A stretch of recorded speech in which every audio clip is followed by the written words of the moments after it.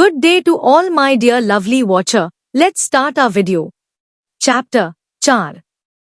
I remember. मुझे याद है. Overview. Childhood days are the golden days of one's life. बचपन के दिन किसी भी व्यक्ति के जीवन के स्वर्णिम दिन होते हैं. When one become mature, जब कोई व्यक्ति परिपक्व हो जाता है, he remembers his childhood days to find some relief from the adult world of tensions and competition. तो वह तनाव और प्रतिस्पर्धा की वयस्क दुनिया से कुछ राहत पाने के लिए अपने बचपन के दिनों को याद करता है. Let's recite. I remember. मुझे याद है. The house where I was born. वह घर जहां मैं पैदा हुआ था. The little window where the sun came peeping in at morn.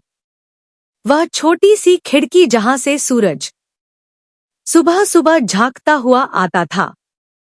He never came a wink too soon. वह कभी पलक झपकते ही नहीं आता था. Nor brought too long a day.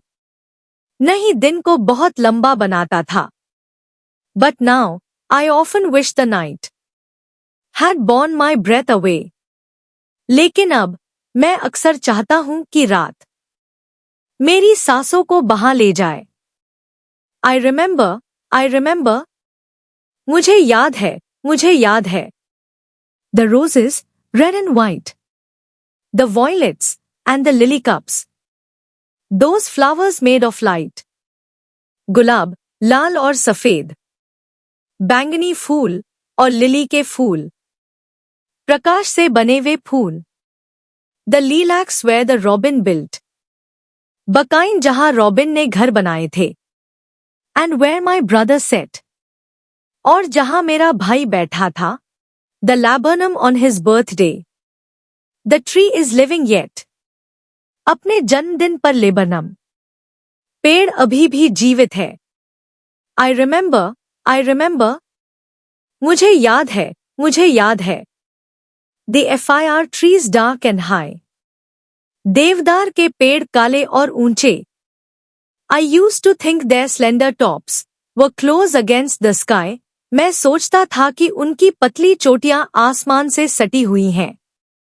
It was a childish ignorance. यह एक बचकानी अज्ञानता थी. But now it's little joy. लेकिन अब यह थोड़ा आनंद है. To know I am farther off from heaven than when I was a boy. यह जानना कि मैं स्वर्ग से बहुत दूर हूं जब मैं एक लड़का था. Poet Thomas Hood. A. Answer the following questions orally. 1. From where the sun is peeping in morning? सुबह सूरज कहां से झांक रहा है? Answer. The sun is peeping in morning from the little window. सुबह सूरज छोटी खिड़की से झांक रहा है. 2. Which flowers does the poet remember? कवि को कौन से फूल याद है? Answer. The poet remembers roses, lily cups flowers. कवि को गुलाब, लिली के फूल याद है. 3. Which tree is still living? कौन सा पेड़ अभी भी जीवित है? Answer. Laburnum tree is still living. Laburnum का पेड़ अभी भी जीवित है. E. Answer the following questions in brief. निम्नलिखित प्रश्नों के उत्तर संक्षेप में दें. 1. What does the poet remember in the first stanza? कवि को पहले छंद में क्या याद है? Answer. The poet remembers the house where he was born in the first stanza. कवि को पहले छंद में वह घर याद है जहां वह पैदा हुआ था.